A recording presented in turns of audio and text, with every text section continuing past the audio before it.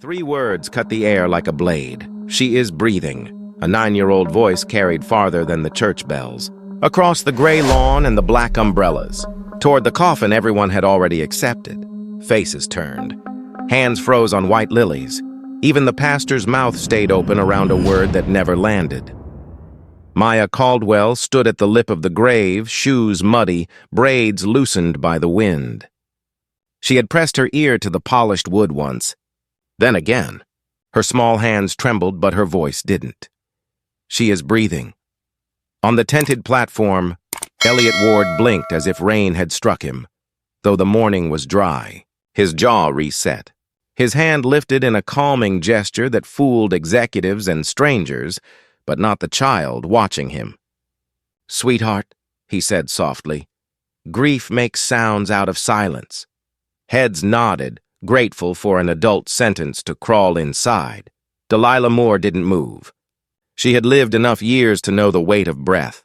Ex-nurse, now the Caldwell cook, she stood a few paces behind Maya with a paper handkerchief crumpled in her fist. She looked at the girl, then at the coffin. The girl again. "Let her check," Delilah said, voice even. "No harm testing what matters most." The cemetery's noise, heels in grass, motors idling, whispers like moths, dulled to a hush. The Caldwell board members shifted under dark coats. A judge who owed Selah Caldwell a favor studied his shoes. A camera lens from a distant tabloid blinked and blinked. Pastor Green cut his eyes to Elliot. This was supposed to be quick, dignified, merciful. The service had been scheduled with unusual speed. Closed casket, a phrase people accept when they don't want detail. Elliot responded with the smallest of nods, the kind you give when the only right answer is the one you hate. Maya climbed onto the platform. She placed both palms flat on the lid and leaned close again. Wind teased the ribbon at her wrist. She shut her eyes the way children do when they need the world to stop moving. "Mama," she whispered, so soft the word barely existed. "If you can hear me, count with me.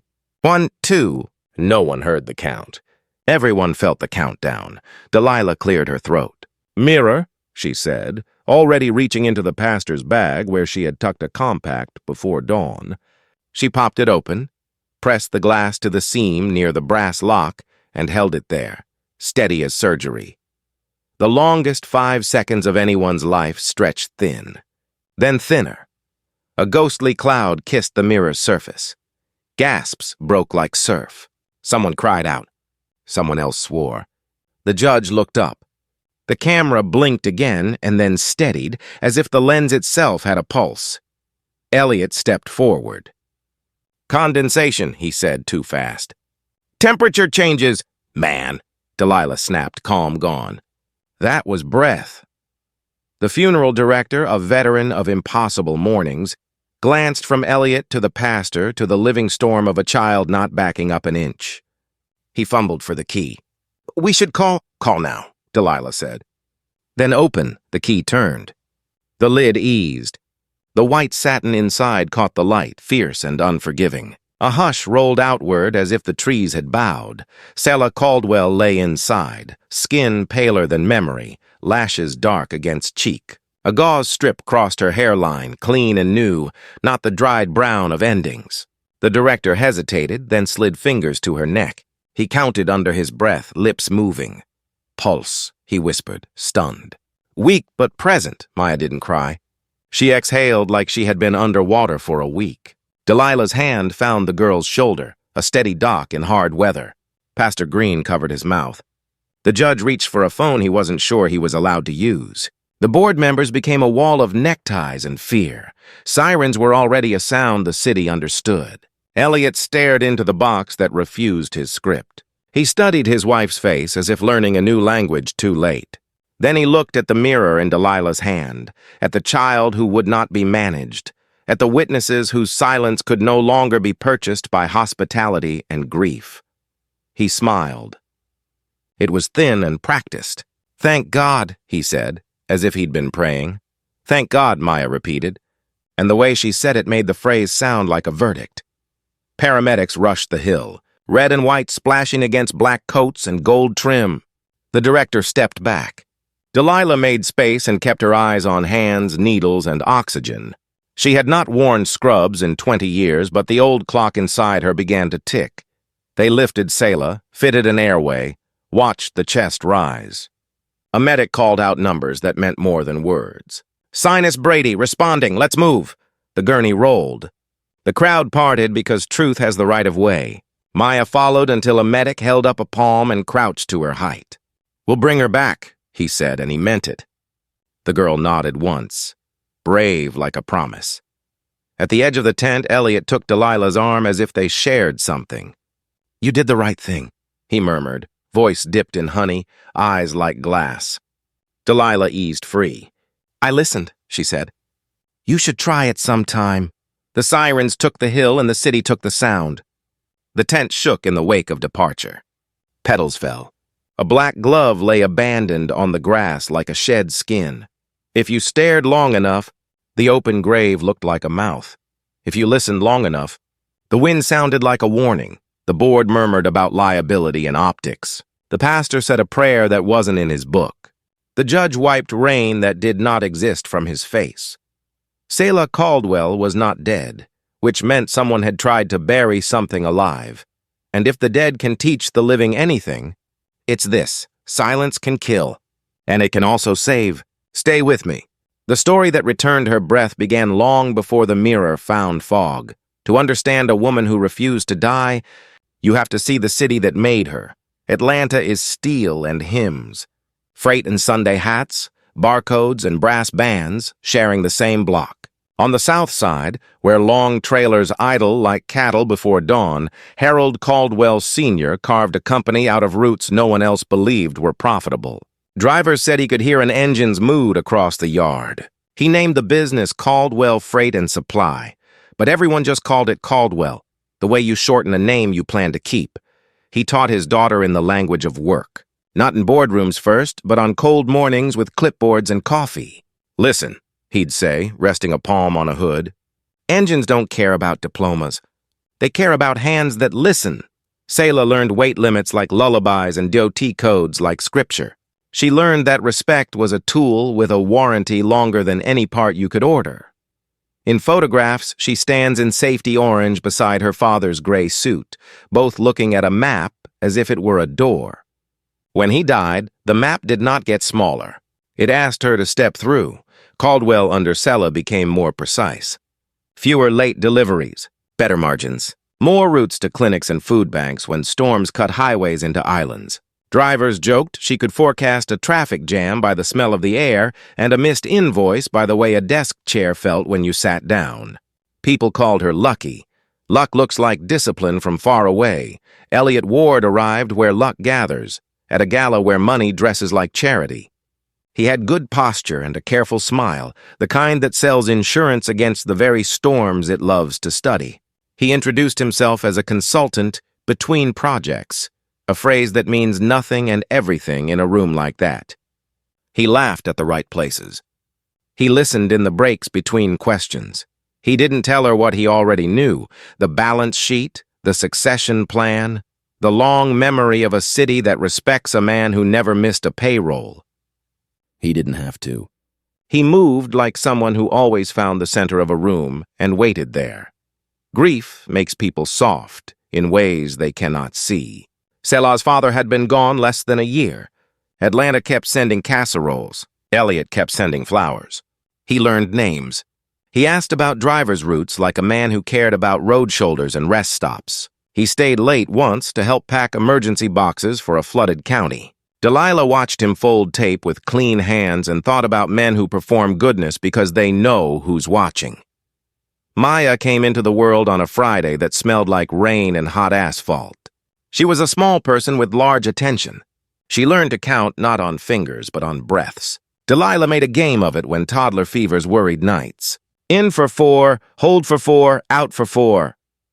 The girl learned that computers hum different when they're hiding something, and that grown-ups tell the truth with their eyes, not their sentences. By the time she was 9, she could hear a mouse behind a pantry door, and a whisper behind a closed casket. Caldwell grew. So did Elliot's presence in the photographs. First a shoulder at the edge, then a full embrace, then a ring. He framed it all as partnership. 2 engines, he said at the reception, champagne bright. 1 route. People cheered because metaphors are easier to celebrate than contracts. Some mornings, Sela would walk the yard alone before daylight, palms grazing fenders like prayer beads, the whole place breathing around her. She would think about the map, the one her father loved, how roads can bring help or harm depending on who holds the keys. She would think about the responsibility of not wasting minutes, not wasting mercy, not wasting the trust people put in a name. Later, much later, she would think about papers. About how ink can mean devotion or debt depending on who writes the sentence. About how signatures can unlock safes, or doors you never meant to open. But that is a story for another part. For now, she stood between a city that adored her father and a husband the city was learning to adore. People don't always know when admiration becomes permission. They don't always see it when a smile begins to measure a room not for exits, but for angles.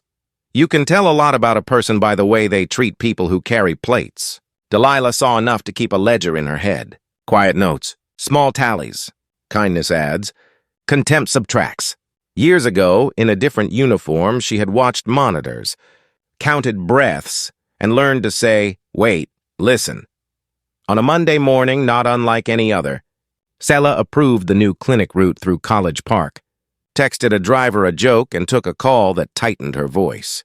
He wants it done by Thursday, she told Delilah in the kitchen, pouring coffee with a hand that rarely trembled. Everything fast, everything private. Delilah didn't ask who he was. In this life, men with deadlines arrive wearing many titles. The week rushed. Meetings, a charity panel, a storm that fell apart over the belt line, and then a silence that should not have come. Phones that rang in ways people later called strange. Statements spoken too smoothly. A service scheduled too soon. When you compress goodbye into a calendar's thin spaces, you are either very generous or very afraid. In the end, the city gave what it always gives: music and food and a crowd that can carry a family for a few hours. Pastor Green found words that hold even when the floor tilts. The judge wore the robe of a man who has seen too many families learn truth by headlines. The board offered a bouquet of phrases that don't wilt under lights. Elliot pressed a palm between shoulders and said sentences that had practice in them, and a child listened to a box. What you have heard so far is a spark struck in daylight. What you are about to hear is how the fire was built in the dark. At the center of it stands a woman who did everything right and a signature that tried to turn right into ruin. If you believe the living owe the truth more than the dead do, stay. We have miles to travel, and the first road out of the cemetery leads straight through paper. Before she was the woman whose breath returned at her own funeral, Sela Caldwell was a daughter who kept her father's heartbeat alive in the rhythm of engines. Harold Caldwell, Sr. built his empire one delivery at a time, long before the word logistics became something that required consultants. He came from Alabama with nothing but a borrowed truck, a ledger, and a belief that fairness was the only road worth paving. His first contract was hauling medical supplies during a flood when other carriers refused to drive through rising water. He did it anyway. Because, he said, a promise doesn't melt when the river does. Sela had grown up riding shotgun on those early routes, watching her father read weather by smell, traffic by instinct, and men by the weight of their silence. He called her his compass, a word she held on to long after he was gone. When the company flourished, Harold made one rule for his daughter: respect everyone in the room, especially the one nobody notices. It wasn't philosophy. It was survival. The man sweeping the floor today, he said, might be the one who pulls you out of the wreck tomorrow. She remembered that most clearly on her 15th birthday, when a tire blew on I-285 and a driver named Willie Jenkins dragged her clear of the wreck before flames found her. He was the same man who once fixed her bike chain without being asked. Gratitude became her gravity. Years later, as CEO, Sela made a habit of walking the loading bays at dawn, shaking hands with the night crews, learning names the way some people collect trophies. When a driver's child needed surgery, she covered it. When a warehouse clerk's mother passed, she showed up at the funeral. She didn't post about it. She just went. That quiet decency made headlines only after she married Elliot Ward, because the press loves stories that promise contrast, the blue-collar heiress and the white-collar strategist. But the truth was simpler and sharper. She wanted someone who would meet her where the noise was honest. Elliot met her at the company's annual charity gala, a place where sincerity often came dressed as performance. The first thing he said wasn't about her business, her father, or her wealth. He said, "I noticed the servers don't have enough space to walk behind the dessert table." It sounded trivial. It sounded observant. It sounded like respect. That one sentence was how he entered her life. He offered to help rearrange the layout. Sleeves rolled up, eyes kind. Within minutes, he had orchestrated a small miracle of logistics, turning chaos into choreography. She laughed, impressed, and he replied, "I learned early. Efficiency is a kind of kindness." He never mentioned his own past beyond finance work and management consulting. He asked about her roots, her drivers, the way her father built trust in an industry fueled by doubt. And when he listened, he didn't interrupt. That, more than anything, disarmed her. By the end of the evening, he'd told her one story about growing up in a house where failure wasn't allowed and how he envied people who worked with their hands because you can see when the job is done. Sela understood that. For someone who measured success in miles, not applause, his words landed like truth. They began seeing each other quietly.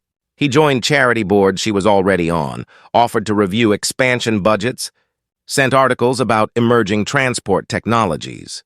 His support felt like alignment, not intrusion. Delilah noticed him early, the way he looked at Sela not as if he admired her, but as if he was studying her. Some men watch faces. Elliot watched timing. But Sela was in love, and love edits perception with expert hands. When Harold's health began to fail, Elliot's presence became more constant. He drove Sela to the hospital, sat through silent nights, and read scripture when she was too tired to keep her eyes open. The nurses whispered how lucky she was. The day Harold died, Elliot stood beside her at the graveside and said nothing, only placed a hand on her shoulder, just enough weight to feel like steadiness. In that moment, silence felt like strength. She didn't yet know it could also mean strategy. After the funeral, when she found a note from her father folded into his old Bible, she read it aloud to the empty room. "If you ever doubt your worth, remember, your name is the receipt for every mile I drove." She wept for the first time in years. Elliot was there to catch the tears, and in that fragile trust, something dark found a door, he proposed 6 months later. Simple words, under a warehouse skylight at dawn. He said he wanted to build a life as steady as your father's trucks. It was a metaphor that felt earned. Their wedding was small. The vows were sincere, and for a time Sela believed she had finally found someone who understood the weight of duty. But love, when left unchecked, can turn into leverage. In public, Elliot called her my compass, borrowing the word Harold once used. In private, he began to test how far that compass could bend before it broke. He offered to take care of tedious legal paperwork. He handled the company's insurance renewals, the property titles, the safety audits. He told her to rest, to delegate, to trust. Trust. The most dangerous word in any business built on signatures. Sela, guided by loyalty and grief, accepted help she hadn't asked for. And with every document she signed, she unknowingly redrew the map of her own empire, 1 inch closer to someone else's hands. By the time she noticed, it was already late. The files, the clauses, the digital permissions, all quietly adjusted in the name of love. The heiress of steel and silence had built her company on truth. But she was about to learn that the loudest lies are written in fine print, stay. Because in the next part, love becomes a contract, and every signature tells a story about power, who gives it, who takes it, and who lives to reclaim it.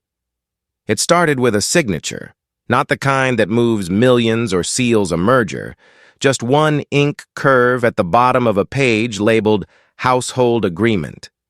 Elliot had explained it as a simplification, a way to merge their insurance policies. Sela read the first paragraph, saw the familiar company logo, and signed. That was how it began. Not with deceit, but with fatigue. The exhaustion that comes after carrying too much responsibility for too long. Elliot understood timing the way engineers understand pressure. He never pushed when she was alert. He waited until the day had been too full, the calls too long, the meetings too sharp. He offered comfort wrapped in convenience. "Let me take care of this," he'd say, sliding documents across a desk the same way he once slid flowers across a table. Delilah noticed the change before anyone else. Paperwork had started arriving at the house instead of the office. Elliot stayed late in Sela's study, claiming he needed to sort things before they piled up. She could hear the quiet whir of the printer long after the household slept. One night, Delilah passed by the open doorway and saw him holding a document close to the desk lamp, smiling slightly as if he'd solved a puzzle. She caught the words, "durable power of attorney." He caught her reflection in the glass frame of a photo and closed the folder, polite as ever. "Couldn't sleep?" he asked. "Old bones don't like the cold," she replied. "Then stay warm," he said, voice smooth enough to glide. The next morning, that folder was gone. Sela remained unaware. Her days were filled with board calls, shipping negotiations, and charity obligations. Elliot became the filter between her and the world. Emails went through him first. Calendar updates arrived pre-approved. At first, it felt like relief. Finally, she could focus on the bigger picture. But freedom built on dependency is just a cage without bars. Then came the day she met with the company attorney, Martin Hayes, to finalize an expansion loan.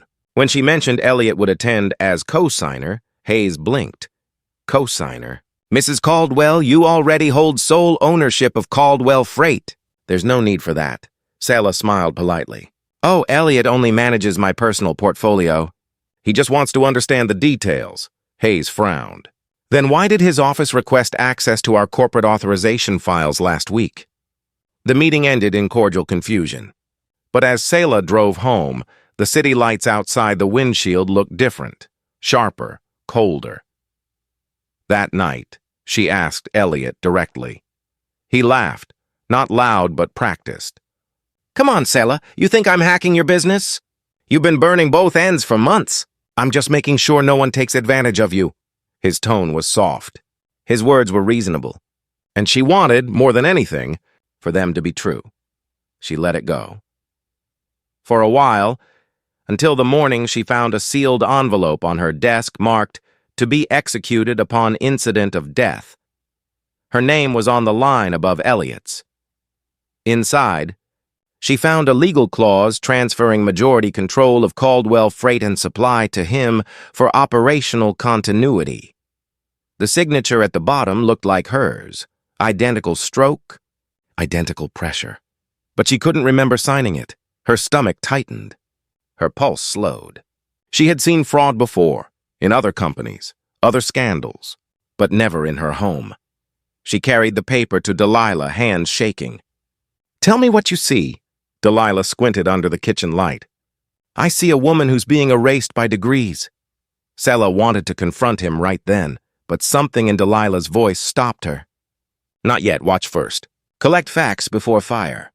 That night, Sela searched Elliot's study while he slept. The files were immaculate, labels perfect, no dust. She almost left, until she noticed the laptop glowing faintly, half closed. A single document was open on the screen. Phase 5, Secure Custody of M Transition Assets. M. Maya. Her hand flew to her mouth.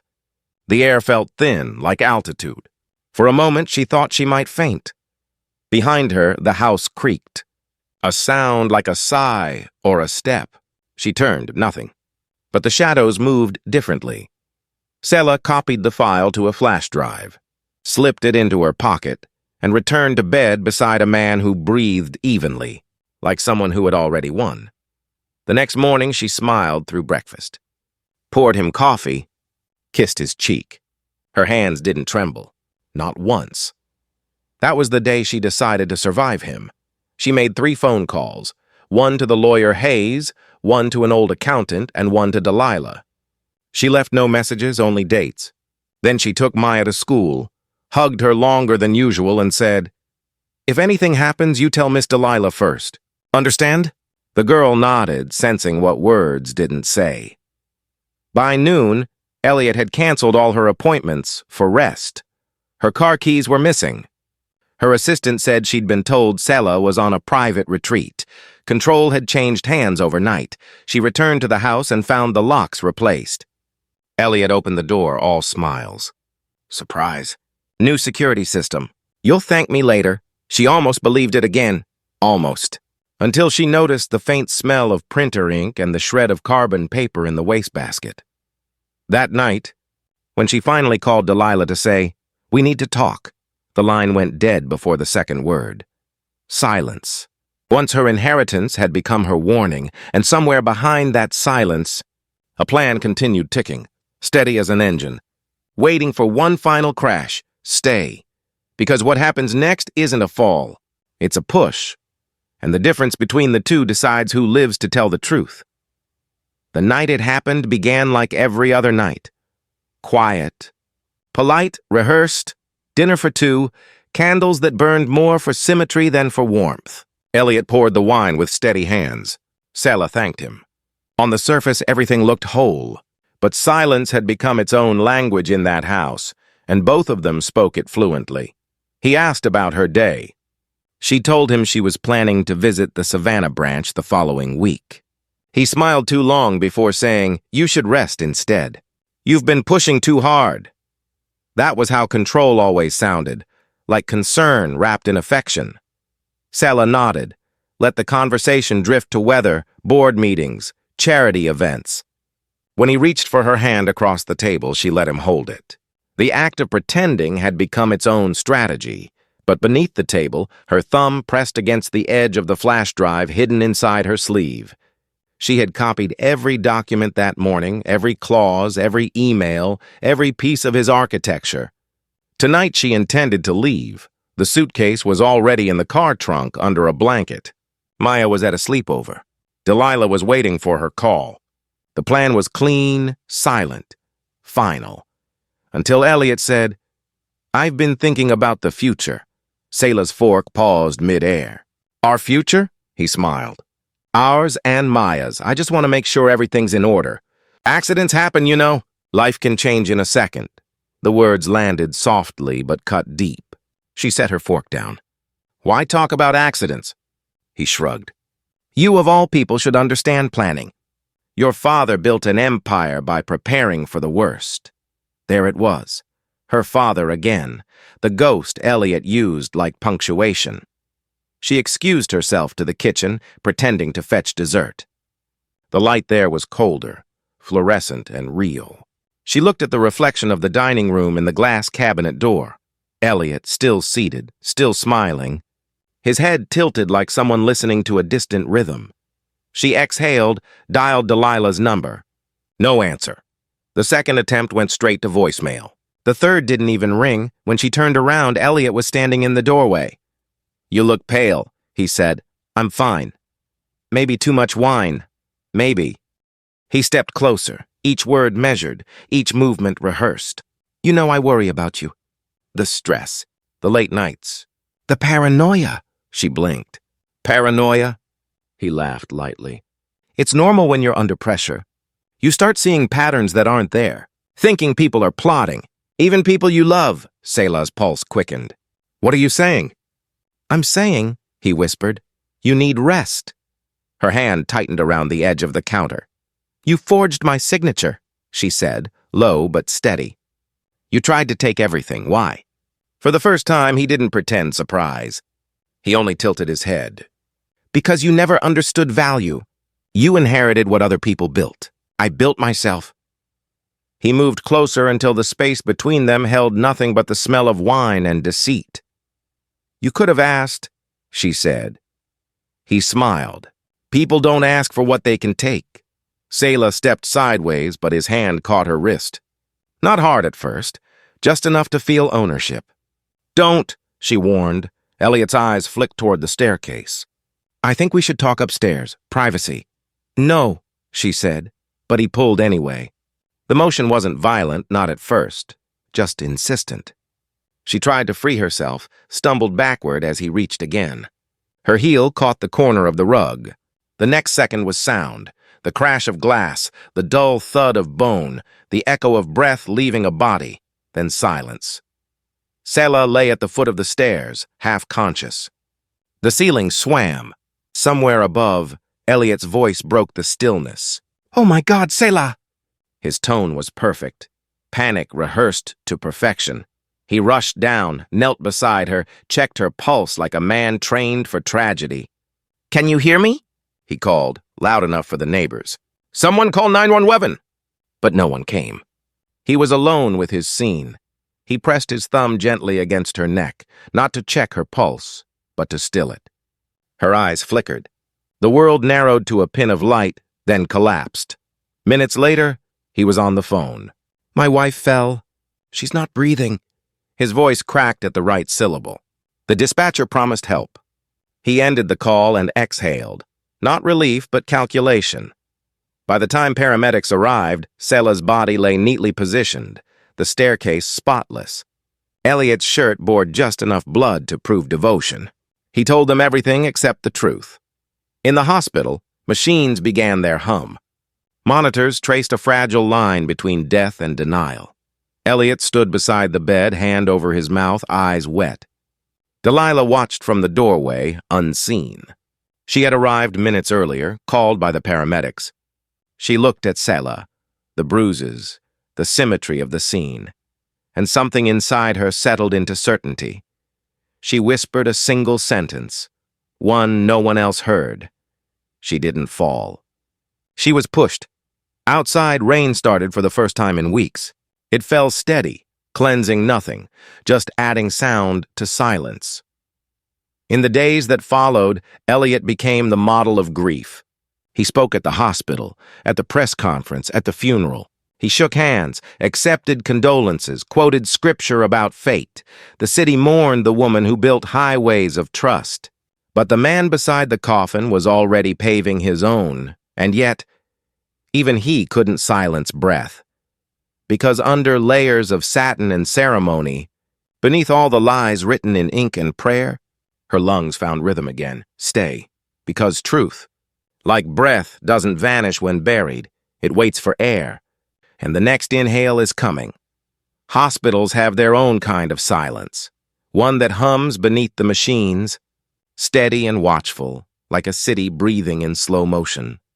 Selah Caldwell had been lying there for 7 days. Tubes, wires, monitors, a fragile orchestra playing a single uncertain note. Doctors called it coma due to head trauma. The papers called it tragic misfortune. Elliot called it God's test. He was always there when the cameras came. Flowers in hand, tears timed perfectly. He spoke softly to the nurses, donated to the recovery ward, thanked the staff for their devotion. They called him the ideal husband. He let them. Every morning he repeated the same words by her bed. "If you can hear me, know that I love you." The line sounded pure, practiced, and false. Delilah didn't buy a single syllable. She had known this woman since she was a child, had watched her learn engines, balance books, and bury her father. She knew Selah's body language like she knew weather. Every twitch meant something. And the woman in that bed was still fighting, even with her eyes closed. One afternoon, when the nurses changed shifts, Delilah noticed a bruise near Selah's wrist. Small, circular, too clean to be from a fall. It looked like pressure, not impact. She asked the nurse about it. The nurse said, "Probably from the IV restraint." Delilah nodded, but her eyes said otherwise. She waited until Elliot left for the cafeteria, then leaned close to Selah's ear. "You hear me, baby? You just keep breathing. That man's story don't add up, and I'm not letting him bury you twice." Selah's hand twitched. Barely, but enough. That night, Delilah called the company lawyer, Martin Hayes. "We need to talk," she whispered. "Off record," Hayes hesitated. "Delilah, this is delicate. Mr. Ward, she cut in, is the reason Mrs. Caldwell's got more tubes than prayers." She met him the next morning in the hospital cafeteria, far corner, beneath a broken clock that had stopped at 3:17. She showed him the document, the clause that would hand everything to Elliot upon death, the signature. The perfection. Hayes paled. That's not her handwriting. It's a scan. Then we got proof, Delilah said. We just need to keep her alive long enough to use it. Outside the room, Maya pressed her face to the glass. 9 years old, small enough to be invisible to adults too busy lying to themselves. She saw her mother, pale but present, and she whispered something she'd whispered every night since the funeral that wasn't. Breathe, Mama. I'll wait. Elliot noticed her there once. He crouched to her level, expression soft, the mask perfect. She's resting, sweetheart. She'll wake up when she's ready. Maya looked at him for a long time, longer than any child should look at a grown man, and said, You hurt her. He blinked, recovered with a practiced laugh. Oh, Maya, I would never, she told me, the girl said. Elliot smiled again, but the edges cracked. You must have had a dream. Then why are you scared? She asked. He stood up. You should be at school. But she stayed by the glass until he walked away. Later, when Delilah came back into the room, Maya whispered, He keeps touching her hand when no one's looking. Like he's checking something. Delilah froze. Checking what? I don't know, Maya said. Like counting. That was the moment Delilah decided to act. That evening, she convinced the night nurse to let her stay past visiting hours, just to pray. Once alone, she switched off the overhead light and stood beside the bed. The machines glowed faintly, rhythmic, like the city lights outside. She spoke softly. Selah, you hear me? That man trying to rewrite your story. But I got your pen, you hear? You just breathe. You breathe and let the rest be my problem. The monitor's rhythm shifted. Not faster, not slower, but deeper, steadier. Delilah smiled through tears. That's it. That's my girl. The door creaked open. Elliot stepped in. His voice was gentle, but something underneath it hissed. You shouldn't be here this late. Delilah turned. Neither should you. He walked to the foot of the bed, hands in pockets. I worry about her, about all this attention. The stress isn't good for recovery. Stress, Delilah said slowly, comes from people pretending too hard. Their eyes locked. A beat passed. 2. Then Elliot smiled. Take care, Ms. Moore. Some people might misunderstand your dedication. He left before she could reply. Outside, rain hammered the windows, the same rhythm as the monitor, the same stubborn beat that refused to stop. That night, Delilah called Hayes again. He's nervous. Means we're close. Keep the papers ready. At dawn, Selah's eyelids fluttered. The nurse on duty thought it was nothing. But Maya, watching from the hallway, saw her mother's fingers twitch once, then twice, like a code. She pressed her hand against the glass and whispered the only thing she knew to say. I'm here. And somewhere between breath and prayer, Selah's body answered, truth was waking up. Stay, because what comes next isn't healing. It's reckoning. And every lie in that hospital is about to meet the woman it tried to bury. Hospitals collect secrets the way cities collect rain. Quietly, until the weight becomes too much to ignore. By the second week, everyone at St. Augustine Medical Center knew the story of Selah Caldwell. The successful CEO, the tragic fall, the devoted husband who never left her side. It was the kind of tale people wanted to believe because it made suffering look graceful, but some stories rot from the inside. Delilah. Moore walked the corridor each morning with coffee she didn't drink and a notebook she didn't write in. She called it keeping watch. The nurses called her the loyal friend. In truth, she was collecting evidence, who came in, who left, which files Elliot requested copies of, what words he used when he thought no one listened. The only person who truly listened was Maya. She came every afternoon after school, backpack slung low, shoes squeaking against the waxed floor. She'd sit by her mother's bed and read out loud from Charlotte's Web, her favorite, because she said the spider talks like Mama when she explains things. Sometimes, when Maya reached a funny line, Selah's eyelids would flicker, just enough to keep the world from collapsing.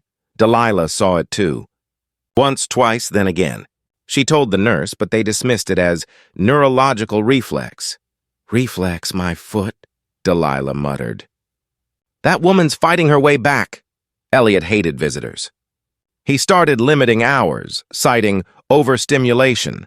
The staff nodded. The grieving husband knew best. But Delilah kept showing up anyway, sometimes bringing soup, sometimes bringing questions. "Strange, isn't it," she said one morning, "how Mrs. Caldwell's vitals dip only after you visit?" Elliot's smile didn't reach his eyes. "Grief affects perception, Ms. Moore. You might be seeing patterns where there are none." Delilah leaned closer. "And you might be pretending there are none because you know exactly what they mean." That was the last day he let her near the monitors. Still, the hospital isn't a fortress. It's a sieve. People talk. One night, an orderly named Ray mentioned to Delilah that Elliot had requested "do not resuscitate" paperwork. The doctor refused, saying the patient was stable, but the request was logged. Delilah went home, heart thudding like machinery under strain. She pulled the flash drive from her apron pocket, the one Selah had pressed into her hand months ago, for safekeeping. At the time, she hadn't asked what it was. Now she did. The files inside read like confession. Financial transfers, forged contracts, a timeline labeled Phase 5, the same phrase she'd seen in Elliot's emails to his lawyer. She called Hayes at midnight. "Martin, it's time." Time for what? For the world to stop believing a fairy tale? Meanwhile, Maya was dreaming. In her dream, she sat at the hospital window and saw her mother standing on the other side of the glass, lips moving without sound. When she woke, she ran to the hospital, still in her pajamas. The nurses let her in. Pity has a way of unlocking doors. She climbed onto the chair beside the bed and whispered, "Mama, if you're there, move your hand." Nothing. Then slowly, the faintest motion, a finger twitch, the smallest rebellion against death. Maya gasped, grabbed the call button, and shouted for help. Nurses rushed in, monitors chirping like startled birds. One said, "It's probably involuntary." Another said, "No, that was intentional." Outside, Elliot was already walking down the hall, phone pressed to his ear. The sound of urgency in his voice drew no suspicion.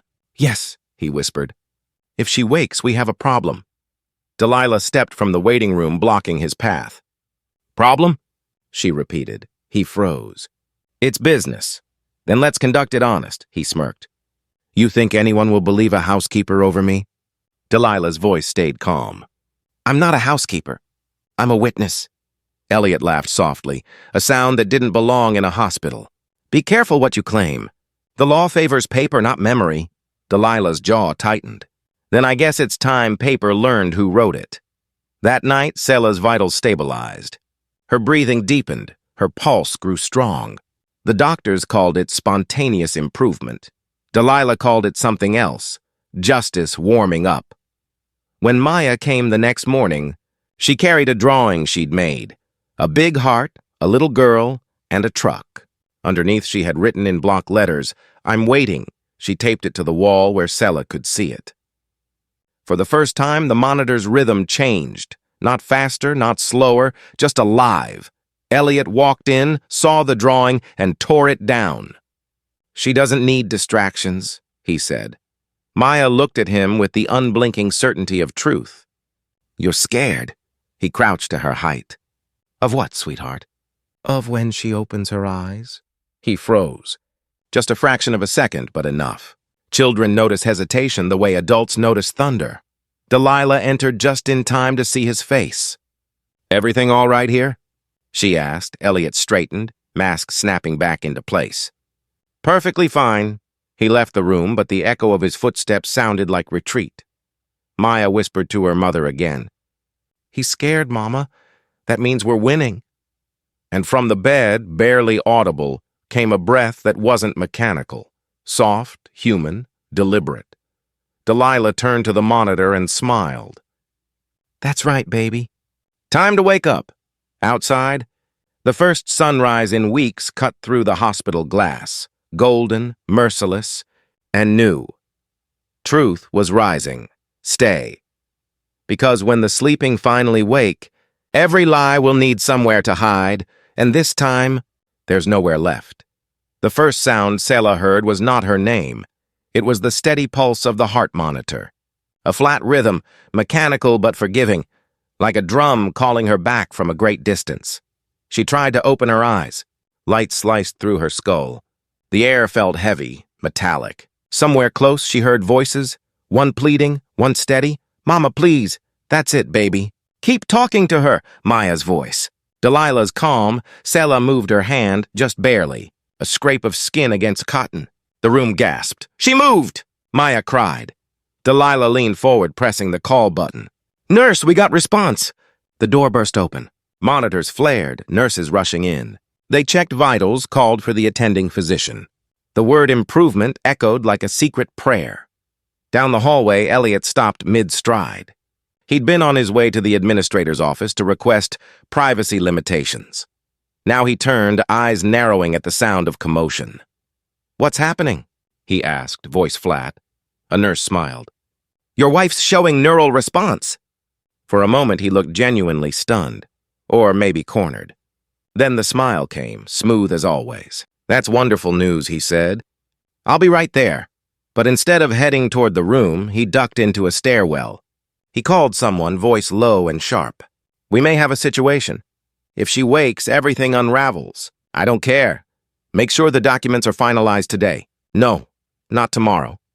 Today." He ended the call, adjusted his tie, and walked out of the stairwell like a man heading toward applause. Inside the room, Maya held Selah's hand, whispering, "You don't have to talk, Mama. Just squeeze." A faint pressure answered. Once, twice. Delilah's eyes filled. "That's communication," she said quietly. "That's will." When Elliot entered, the air shifted. He smiled for the nurses, kissed Selah's forehead, spoke gently. "You're safe, sweetheart." "I've been right here." Selah didn't open her eyes, but her fingers went still. The monitor beeped faster. "Vitals are elevated," the nurse said. Delilah folded her arms. "Maybe she's allergic to hypocrisy." Elliot glanced at her. "You've been wonderful, Ms. Moore, but I think Selah needs calm, not commentary." Delilah didn't move. "And I think she needs witnesses." He turned toward the nurse. "Could we have a moment alone?" Delilah stepped between them. "She's not ready for company like yours." For the first time, Elliot's composure cracked. "You forget your place," Delilah's voice dropped. "My place is right here, making sure she still has breath tomorrow." Maya looked between them, sensing what neither said aloud. She tugged Delilah's sleeve. "Is he going to hurt her again?" Delilah knelt beside her. "Not if we stay smart." They stayed the entire night, taking turns watching the machines. Around dawn, Selah's eyes fluttered again. Open this time, unfocused, but alive. The nurse called it spontaneous awakening. Delilah called it grace on schedule. Elliot arrived mid-morning with flowers, already briefed by the doctor. "It's a miracle," he said, setting the vase down. "God's mercy." Selah's gaze found him. For a second, confusion, then recognition, then something colder than either. Her lips moved, cracked and dry. "Don't," she whispered. It was barely a sound, but it froze the room. Elliot leaned closer. "Don't what, darling?" Her eyes flickered. "Touch me." Delilah stepped forward, voice even. "Doctor, I think she needs rest." The physician nodded, ushering Elliot out gently. "Let's give her space to stabilize." In the hallway, Elliot clenched his jaw, the polite mask thinning. "When she's better, we'll discuss legal guardianship," he muttered. Delilah heard him and smiled to herself. "We'll discuss truth first." That afternoon, she met with Hayes in a cafe across from the hospital. The flash drive lay between them like contraband. "These files prove fraud," Hayes said. "Transfers, forged authorizations, everything. But we need her conscious to testify." "She's waking," Delilah replied. "Just give her time," Hayes nodded. "Then we make sure she stays alive long enough to speak." Back at the hospital, Maya sat sketching in a notebook. She drew a woman climbing stairs with one hand and holding a child with the other. Beneath it, she wrote, "Mama's coming home." When Elliot returned that evening, the room was brighter. Selah's eyes were open fully now, watching him. He smiled again, but it landed differently this time, hollow, tired. "You scared me," he said. Selah's voice rasped, weak but certain. "Not enough," he froze. "What do you mean?" Her gaze was steady. "You should have made sure." The silence that followed wasn't medical. It was judgment. He turned to the nurse, fumbling for composure. "She's confused." "Head trauma." The nurse didn't answer. Neither did Delilah, standing just outside the door with a phone in her hand, recording. Later, when Elliot left, Maya climbed onto the bed and whispered, "You came back." Selah managed a smile. "I had to." "Why?" "Because you were waiting." Delilah placed a hand on her shoulder. "And because some stories don't end just because someone wants them to." Outside, sirens wailed somewhere far away, blending into the heartbeat of the city. But inside that small room, a woman had reclaimed her breath, a child had reclaimed her faith, and a lie had begun to die. Truth doesn't shout. It exhales. Stay. Because the next breath Selah takes will change more than her life. It'll decide who keeps theirs. By the third week, the machines no longer led. Selah Caldwell did. Her body was slow, fragile, stitched together by patience and defiance. But her mind was awake, clear, and hungry for air. Doctors called it progress. Delilah called it justice stretching its legs. Every morning, she practiced small victories. A finger, a word, a memory. The first sentence she spoke without trembling was to Maya. "How long?" 21 days, the girl said. "But I counted everyone." Selah smiled faintly. "Good, someone needed to. Elliot came less often now." The press had stopped covering the story. He told the hospital he was traveling for business, but everyone knew what that meant. He was running out of stories to tell. Still, when he appeared, his timing was surgical. Always when a nurse changed shifts. Always when Delilah stepped out. He'd lean close to the bed and whisper, "You don't remember everything, do you? Head injuries make people confused. You might say things that don't make sense." Selah would stare past him, at the window, watching clouds drift like witnesses. "You should be careful, Elliot," she murmured one day. "Storms, remember?" He froze, then smiled, the way guilty men smile when they think charm can bend gravity. "I've missed you," he said. She turned her head slowly. "I know." Outside the room, Delilah was listening. She had learned long ago that truth hides best behind doors labeled private. Later, she called Hayes again. "She's coherent," she said. "Start whatever papers you need. We're about to turn a whisper into evidence." That evening, Maya crawled onto the bed beside her mother. Selah stroked her daughter's hair with shaking fingers. "You were brave," she said. "You told me to listen," Maya whispered. Selah smiled. "And you did." Delilah entered quietly, closing the blinds. "He's coming back tonight," she said. "He told the front desk he needs to sign something." Selah nodded, eyes steady now. "Then we'll let him." When the lights dimmed, the hospital corridor felt longer than usual. The air conditioner hummed like distant thunder. Elliot entered carrying a folder, his steps too soft for a man with good intentions. "Just some final medical authorizations," he said. "For insurance." Delilah stood near the window. "Strange," she said. "I thought those were already done." He ignored her, placed the papers on the tray beside Selah. "I need your signature, darling. Routine." Selah looked at the pen, then at him. "You love signatures, don't you?" He smiled thinly. "I love order." "Order," she repeated. "That's what you call theft." Elliot's eyes darkened. "You're confused." "That fall changed more than you think." Selah's voice stayed calm. "You're right. It taught me gravity." He leaned in closer, the whisper returning. "You can't prove anything." The door opened. A camera flash popped. Martin Hayes stepped in with a notepad, followed by a hospital administrator and a uniformed officer. "Actually," Hayes said, "she can." Elliot turned, face pale. "What is this?" "A courtesy," Hayes replied. Since you seem fond of legal documents, we brought a few of our own. Delilah crossed her arms. Fraud, forgery, attempted murder? Elliot laughed, sharp, brittle. You can't prove intent. Selah's gaze didn't waver. I don't need to. You already wrote it. Hayes placed the flash drive on the tray. Your words, Mr. Ward. Every email, every file, all authenticated. For a moment, the world shrank to the sound of the monitor's pulse. Elliot's voice softened, desperate now. Selah, listen to me. I did this for us, for stability, for legacy. She shook her head. You did it for control. Legacy doesn't steal, it builds. He stepped back. You'd ruin both of us. You already did, she said. The officer moved forward. Mr. Ward, we need you to come with us. Elliot's mask broke, a split second of rage before it collapsed into defeat. He looked at Selah one last time, but she had already turned toward Maya. Let him go, she whispered. As they led him away, Delilah exhaled, a sound that was part relief, part warning. Men like him don't surrender, she said softly.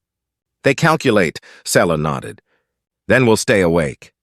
Later that night, the hospital corridor returned to its usual quiet. But the silence was different now. Lighter. Clean. Maya slept curled beside her mother. Delilah dozed in a chair, arms folded, ready. Selah watched the shadows on the ceiling and whispered to no one. He thought silence meant victory. He never learned silence can testify. Outside, dawn crept up the skyline, gold bleeding through glass. The city stirred, unaware that a woman once buried had begun to rewrite her own obituary. Sometimes survival isn't a miracle. It's a decision repeated until it becomes truth. Stay, because in the next part, the storm doesn't end with his arrest. It begins with her voice, and the world will have to listen this time. The city woke to headlines that didn't make sense. Wife declared dead. Wakes. Speaks accuses. People read it over coffee, shaking their heads like the world had made a printing error. But it was true. Selah Caldwell had come back, not from death, but from erasure. 3 days after Elliot's arrest, she walked out of St. Augustine Hospital in a gray coat that once belonged to her father. Maya held one hand. Delilah held the other. The flash of cameras turned the sidewalk into daylight. Mrs. Caldwell, how does it feel to be alive? Someone shouted. She paused, eyes steady. Expensive, she said. Someone tried to buy my silence. That line led every broadcast that night. But survival, she knew, wasn't the ending. It was only the introduction to truth. The next morning, she stood before a panel of investigators, the same kind of men who once called her exceptional when she ran Caldwell Freight. Now they called her witness. The word tasted different. Martin Hayes presented the evidence, the forged signatures, the financial manipulations, the messages recovered from Elliot's encrypted accounts. Each file was a nail, each timestamp a confession. Elliot sat across the room, hands cuffed, face drained of its usual polish. He didn't look at her until the last document appeared on the screen, the one titled Phase 5, Secure Custody of M. Selah's voice was calm. You planned to take my daughter. Elliot's composure cracked. You think I wanted this? I was protecting what we built. What we built? She repeated, eyes hard. You built a cage. You just didn't expect me to wake up inside it. Silence fell. The kind that swallows sound and leaves only truth standing. The lead investigator closed the file. Mrs. Caldwell, do you wish to make a statement? She nodded once. Yes, she looked directly at the cameras. This isn't a story about one man's greed. It's about how power hides in trust. It's about how women are told to sign, to smile, to forgive, until the ink runs out. But I'm here to remind you that breath is louder than signatures. The room stayed still for a long time after she finished. Outside, reporters waited. Some wanted quotes. Others wanted a photo of her tears. She gave them neither. She simply said, I'm going home. But home wasn't where she'd left it. The Caldwell estate stood like a museum to her past. Quiet halls, polished floors, photographs that had lied for years. She walked through each room slowly, touching the furniture, the piano, the glass railing on the stairs. She stopped there the longest, the spot where everything had changed. Delilah joined her. "You sure you want to come back here?" Selah nodded. "I had to see where the silence started, so I'll know where to end it." In the kitchen, the smell of dust and lavender still lingered. Maya ran ahead, checking corners, her laughter echoing in places once filled with fear. Selah smiled, a small, private miracle. She opened the drawer by the sink, the same one where Elliot kept the accident reports, the repair notes, the little lies that built big ones. She closed it again. Some ghosts deserve no second reading. That evening, she sat on the porch while Delilah brewed tea. The sun fell behind the trees, turning the house gold for a moment, the same color her father once called earned light. "Funny," Selah said quietly. "The world keeps calling me lucky." Delilah chuckled. "Luck don't wake itself from a coma." They sat in silence. The good kind this time. Full, breathing, alive. Later, when Maya came out with her sketchbook, she showed a new drawing. Her mother standing on a road, wind in her hair, a small truck in the distance. "Where are we going now?" she asked. Selah smiled. "Forward." The next week, she returned to Caldwell Freight headquarters. The staff froze when she entered, half disbelief, half reverence. She didn't speak at first. She just looked at the mural in the lobby, her father's quote painted across steel. "The road remembers every mile driven in truth." She placed her hand against the wall and whispered, "Then remember this one." By noon, every news outlet carried her statement of intent. She would resume leadership temporarily, not to rebuild wealth, but to build protection programs for women who lose everything to manipulation masked as love. Her first directive was simple: no contract without transparency, no trust without accountability. Elliot's trial would come months later. She wouldn't attend the verdict. Some justice, she believed, belonged to silence. But that night, as she watched Maya sleep, she whispered the same words her father once told her: "Respect everyone, especially the one nobody notices," because that was how she survived, by being the one no one saw coming. Outside, Atlanta glowed.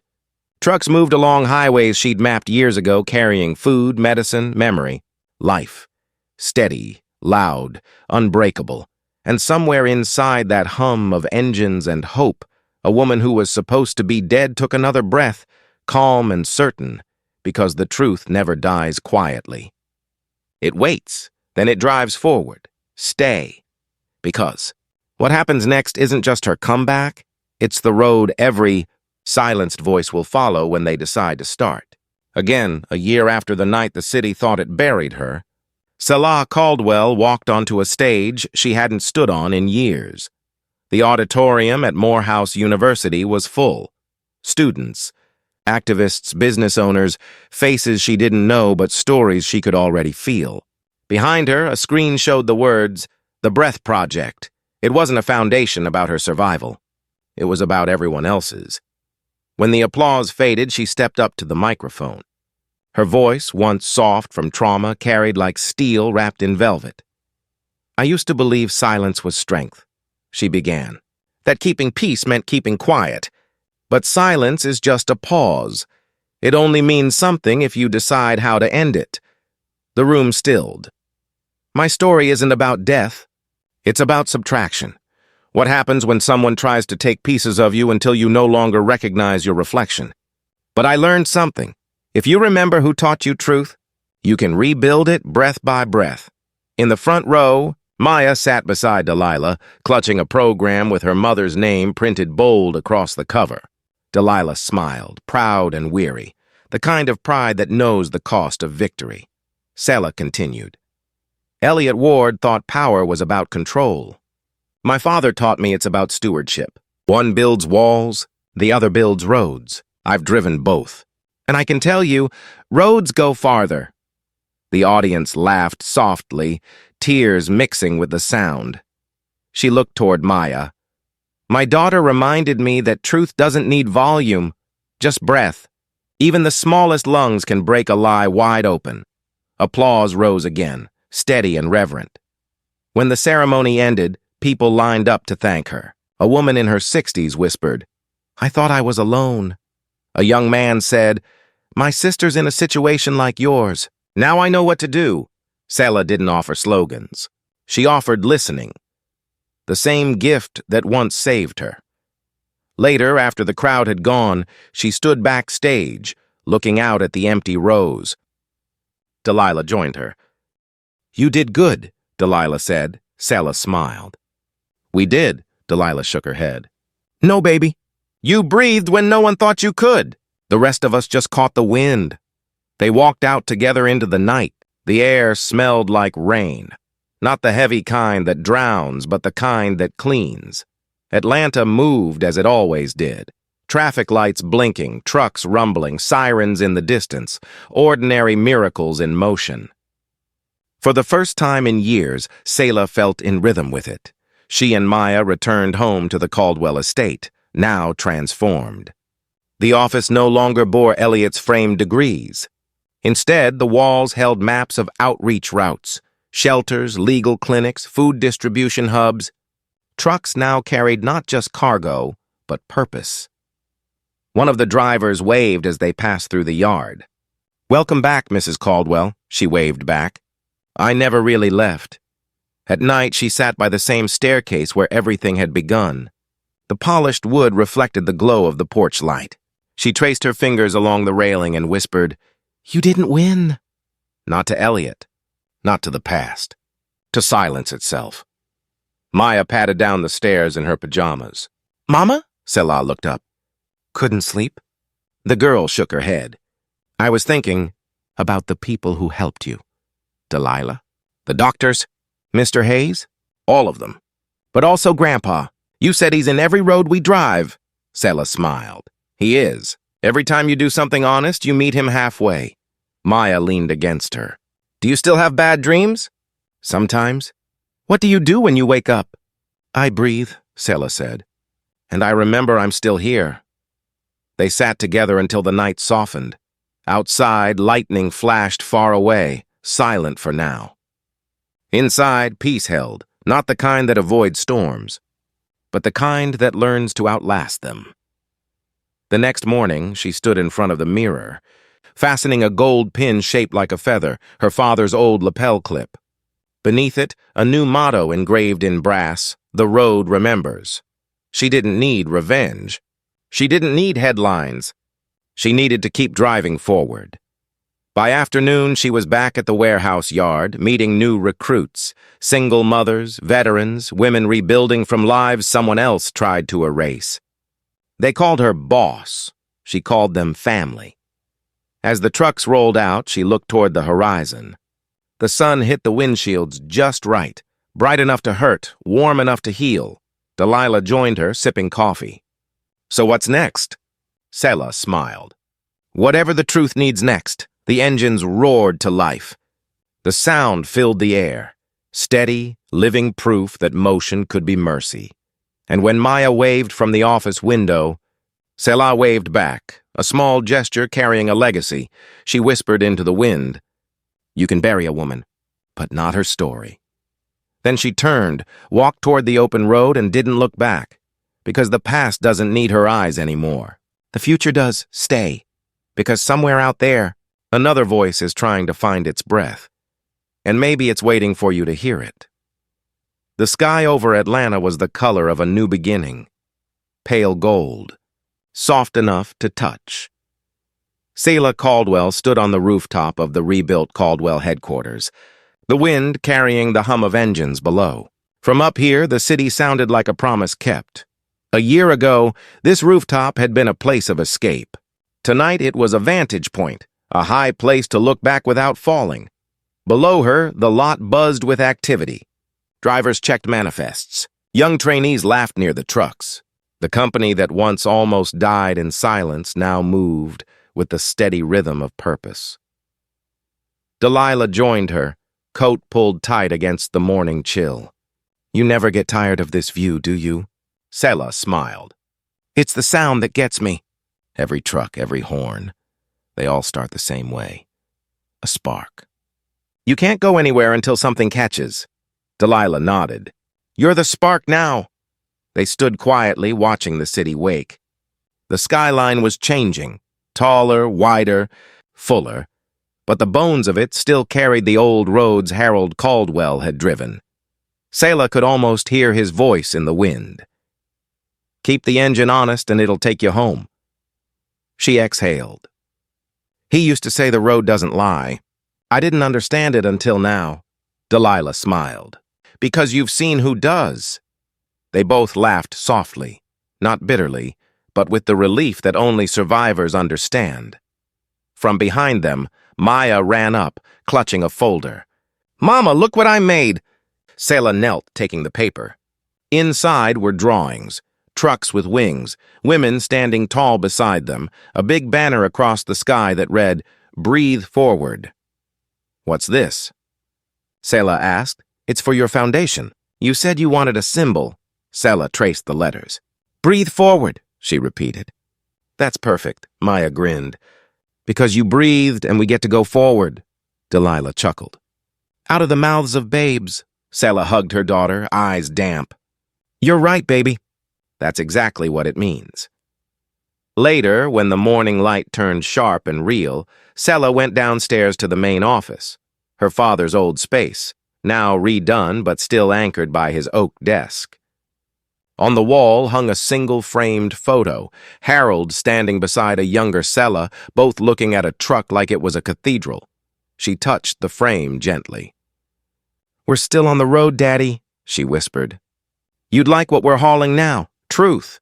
She turned to find Delilah waiting in the doorway, holding a cup of coffee. Press wants a quote for the 1-year anniversary, Delilah said. Selah smiled. Give them this. Justice isn't a courtroom. It's a mirror, and we all decide what to do when it shows our face. Delilah grinned. You sure know how to end a headline. That afternoon, she met with the new team. Lawyers, social workers, young women from shelters, each carrying stories that sounded too familiar. Selah didn't lead the meeting like a CEO. She listened, wrote notes, asked questions no one had ever asked them before. By evening, the foundation's first trucks rolled out, not for deliveries this time, but for outreach. Food, supplies, legal aid, and above all, safety. Each one bore the logo, the Breath Project, in gold and white. As the sun dropped behind the skyline, Maya pressed her face to the office window and said, They look like fireflies. Selah smiled. That's what truth looks like when it moves. Later that night, when the city finally went quiet, Selah sat alone on the porch, a cup of coffee cooling beside her. The world felt still in a way she hadn't known for years. She thought about everything that had tried to silence her. Signatures, fear, shame, power disguised as love. And she thought about every sound that brought her back, her daughter's voice, Delilah's conviction, her own stubborn breath. She realized something simple. Survival wasn't her legacy. Continuance was. She looked up at the stars, faint against city light. We kept breathing, she whispered. That's enough. Maya's voice floated from inside. Mama, bedtime. Coming! She stood, stretching, and for a moment, her reflection in the glass door caught her off guard. Not the woman from the hospital bed. Not the victim in headlines, but someone else entirely. Someone free.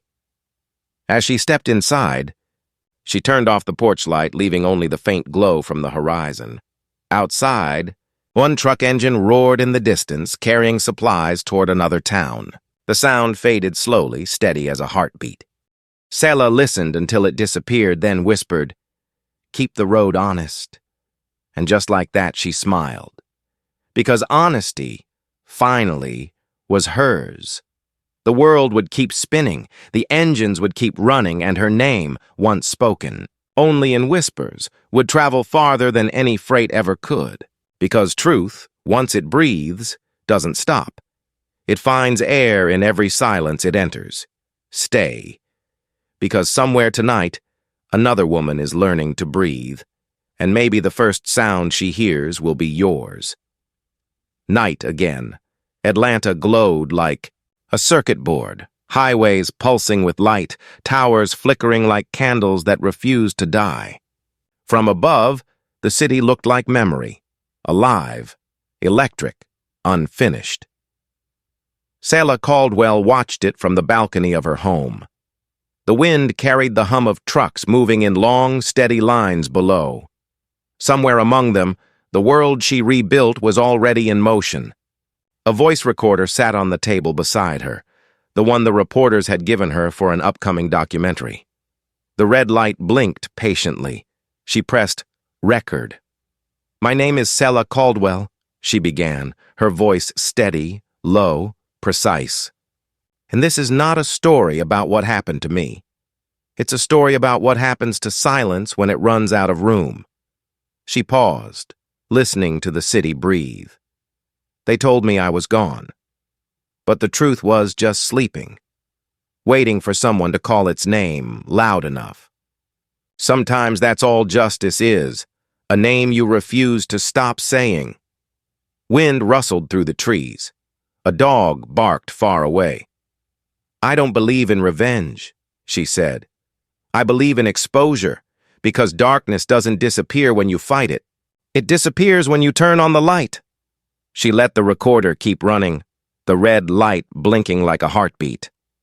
Behind her, Delilah's laughter drifted from the kitchen, rich, full, unstoppable. Maya was there too, telling stories, her small voice weaving through the night like thread. Selah smiled. The sound filled the spaces where fear used to live. It struck her then that survival doesn't make you fearless. It just teaches you to live anyway. She walked back inside. The walls were lined with photographs from the past. Year, the first delivery trucks of the Breath Project, the first women housed, the first grants awarded. Between each frame, one quote painted in gold letters: "Breathe forward." In the living room, Maya sat cross-legged on the floor, working on a school project. "It's about heroes," she said, "but I can't decide who to pick." Selah sat beside her. "You'll know when you find one." Maya looked up, serious. "What if my hero's not perfect?" Selah smiled softly. "Then she's real." Maya nodded, then reached into her notebook and began to draw. Her pencil moved fast. A woman standing between two shadows, holding a lantern made of glass. Underneath, she wrote, "Truth doesn't whisper. It glows." Selah touched the page. "That's beautiful," she said. Maya shrugged. "I learned it from you." Outside, thunder rolled far away, soft, harmless, like applause too distant to scare anyone anymore. Delilah appeared in the doorway with 3 cups of tea. "The rain's coming," she said. Selah took hers, breathed in the warmth. "Let it." They sat together as the first drops hit the windows, a gentle rhythm, like the city itself was exhaling. When Maya finally drifted to sleep, Selah carried her upstairs, tucked her in, and stood by the window. Rain streaked down the glass, reflecting the city lights in fractured gold. She thought of all the women whose names didn't make headlines, whose stories never reached microphones. Women buried under paperwork, under fear, under love turned to control. "I see you," she whispered into the dark. "You're not forgotten." Because that was what the Breath Project was for. To give air back to the ones the world had held underwater. She returned to the balcony once more, let the rain touch her face, and spoke softly into the night. "I'm not here because I was strong. I'm here because I was heard." Below, one of her trucks turned a corner, taillights glowing red in the drizzle. Its horn sounded, short, bright, alive. She smiled. "That's for you, Daddy," she said, "for every mile we couldn't finish together." Behind her, the recorder was still running, the red light blinking against the rain's reflection. She walked back, pressed stop, and for the first time, the silence that followed didn't feel like emptiness. It felt like peace. The tape would air months later as part of a series called Black Voices Justice, Stories That Refused to Die. her ghee. Words would echo far beyond Atlanta, into classrooms, courtrooms, and living rooms where someone else needed to hear that truth still breathes. And when people asked her how she found the strength, her answer never changed. "I didn't find it," she said. "I listened to it. It was already there, waiting. Because that's what truth does. It waits, for breath, for witnesses, for its turn." She turned off the balcony light, leaving only the glow from the skyline. The city pulsed on, beautiful and unafraid. And somewhere out there, in the hum of 1,000 engines, the story of a woman who refused to stay buried kept moving. Not loudly, not perfectly, but endlessly. Because justice isn't an ending. It's a continuation. Stay. Because the next story could be yours, and the world is waiting to hear you breathe.